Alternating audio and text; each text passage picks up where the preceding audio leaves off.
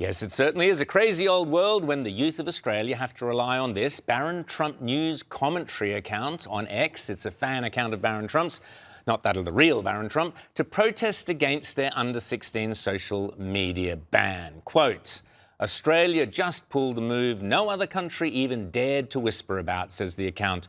A full nationwide ban blocking anyone under 16 from using social media starting December 10, 2025. Instagram, TikTok, Snapchat, YouTube, Facebook and even X, all off limits.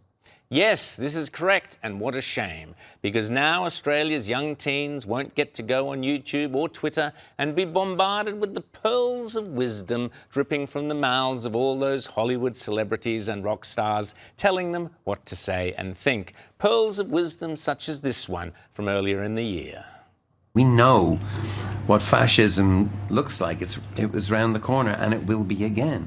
This relationship between Europe and America will never be the same again. Yes, that was, of course, Paul Hewson from U2 earlier this year. Paul is better known as Bono, the pompous, virtue-signalling Irish pub rocker who rose to international fame lecturing popes and princes and presidents about poverty. But when it comes to being politically relevant and defeating the evil Donald Trump, you might say Bono still hasn't found what he's looking for. Meanwhile, someone who based his most famous character, the Caribbean pirate Jack Sparrow, on a real rabble-rousing rock star, no, not the insufferable Bono, but rather the irrepressible Keith Richards, Johnny Depp still hasn't found what he's looking for either, namely a writer to give him some decent lines. See if you can make head or tail out of this diatribe of dystopian Deppian drivel back in 2023.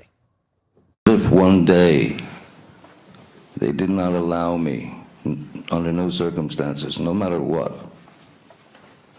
I cannot go to McDonald's for life.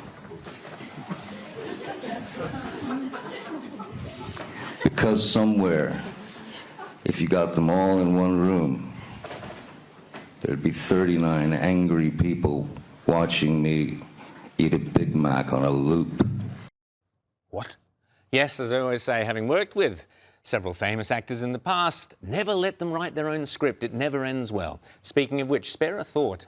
Actually, don't spare a thought for the Australian ex-soapy actor Guy Pearce, who had to meekly apologise this week after sharing misinformation and falsehoods about Israel on social media and insulting the entire nation with his inane and idiotic tweets and repulsive comments. Not for the first time either that I and others have had to call him out. Guy Pearce, of course, came to fame in the silly 80s soapy Neighbours, along with Kylie Minogue and others, but it seems he didn't get the message that genuine good neighbours don't go around massacring each other, as Hamas did to Israel on the morning of October 7 in 2023.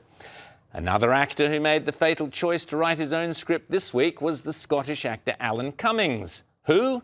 You may well ask. Well, Alan Cummings first came to prominence in the sequel to the kiddies movie The Mask. Still, the mask slipped recently with Alan, as it were, who has revealed a case of full-blown Trump Derangement Syndrome, suggesting that under the Trump administration, gay Americans are now under existential threat. Whilst over here, you know, billionaires are taking over the world and up. Ooh. We'll beep you. Of course, they've come for trans people in America massively, and you know they're going along that acronym. You know they're coming for us next. Even in New York City, people are.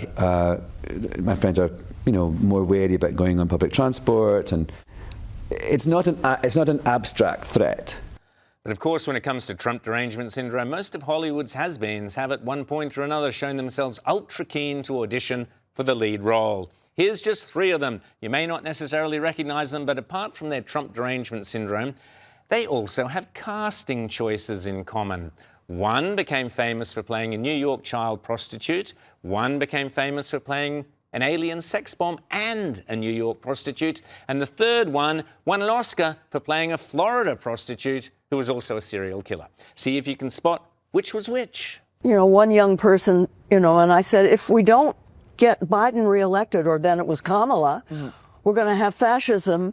And she said, this young person said to me, we already have fascism. We know that the first attack on democracy is an assault on free expression and civil liberties, and this relentless war on truth And unfortunately, sadly, it's too familiar because history repeats itself. Women's rights are becoming less and less every day. Queer and trans lives are increasingly being erased, and gender-based violence is on the rise. Sometimes do you get the feeling all those famous actresses were reading from the same script? TDS, the movie. But where was I before I got distracted? Oh yes, the Australian government banning under 16-year-olds from social media, from YouTube.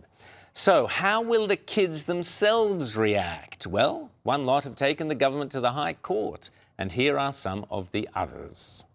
Like, if you do, like, age verifications, everyone's going to get past that, you know. I don't think it's going to work. If you're getting bullied on social media, maybe you should delete social media, not everyone. If you're getting cyberbullied, you might want to just block them. I think there's bigger problems they need to be looking out for, like the youth crime instead of youth social media. Yeah, there might be, like, more important things. Fix the potholes on the road or something, I don't know. Fix the potholes on the road. That's my kind of under 16-year-old. Yes, indeed. Fix the potholes on the road.